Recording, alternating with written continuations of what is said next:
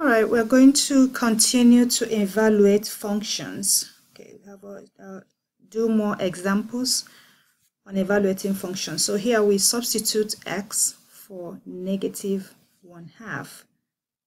Okay, so we have a variable exponent. So g of -1/2 is 36 to the power -1/2. Okay, so we just replace that with -1/2. So this is, again, to remove the negative, we put it under 1 and keep everything else. So putting it under 1 removes the negative sign. Okay, and now again, this is 1/2, so this is the same thing as square root of 36. And this is asking the question, what would I square? What would I square and get 36? It is 6. 6 times 6 is 36. Okay, that one was quick and easy. All right, next. All right, here we're looking for f of x when it is -9. So we're looking for f of -9. So we have 3 instead of x. This is 3 times x squared, so it's going to be 3 times -9 squared. Okay, be careful in replacing the x and follow the order of operation. What operation is there? And it's -9/1 to the power 1/2. Again, this 1/2 goes for x only. If it was for 3 also, then they would put parentheses here. Since there's no parentheses, it goes for x only, just like this square goes for x only. So keep that in mind. Here we have times x, so times -9. Okay, so let's try to see what we can simplify. Follow the order of operation. We have to do exponent first before we multiply. Okay, make sure you follow the order of operation. Do not try to multiply 3 times -9. You have to square -9 before you multiply.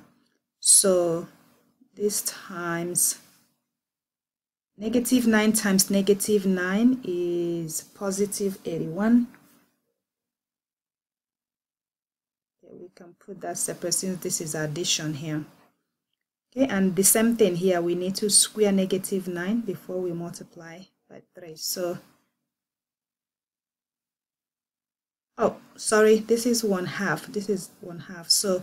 So this is, well, actually it's going to be square root of -9. Okay. Square root of -9 and then plus 3 times, there's no exponent in this one, so we can go ahead and multiply. So that would be -27. A positive times a negative is negative. And okay, let's go ahead and multiply more. We can now multiply 3 times 81. That gives us 243 plus, and since this is a whole number, this is the number integer, they are like terms, we can just bring them together. Okay, and then keep this one with square root a little bit away. So we can now collect like terms. This is 243 plus -27 is the same thing as 243 minus 27. So that will give us 216. And then plus 3 square root of -9.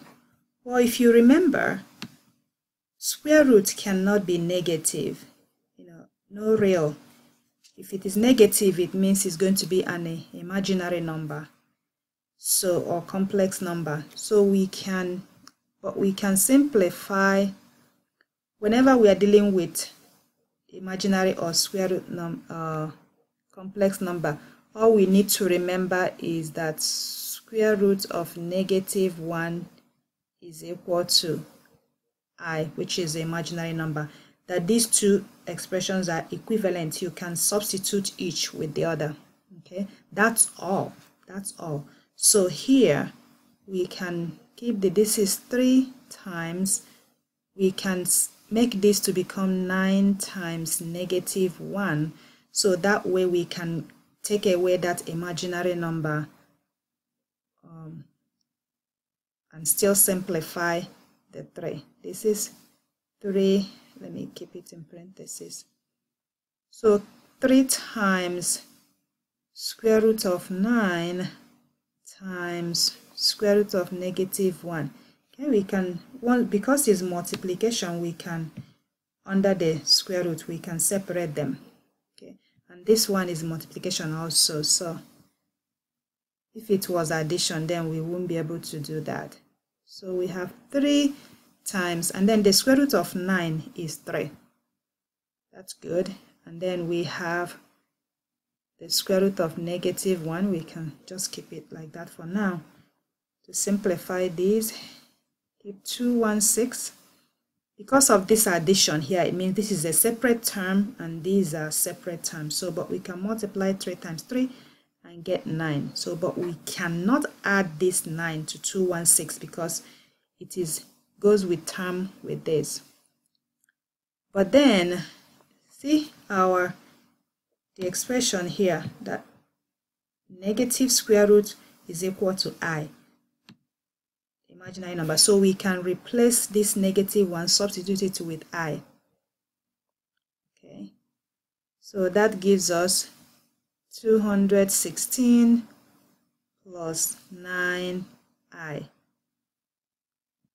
Alright, and we leave it like that. Again, we cannot add them together because they are not like terms. This is an imaginary number, this is a whole number. Okay, for us to add them, then this must have an imaginary number as well.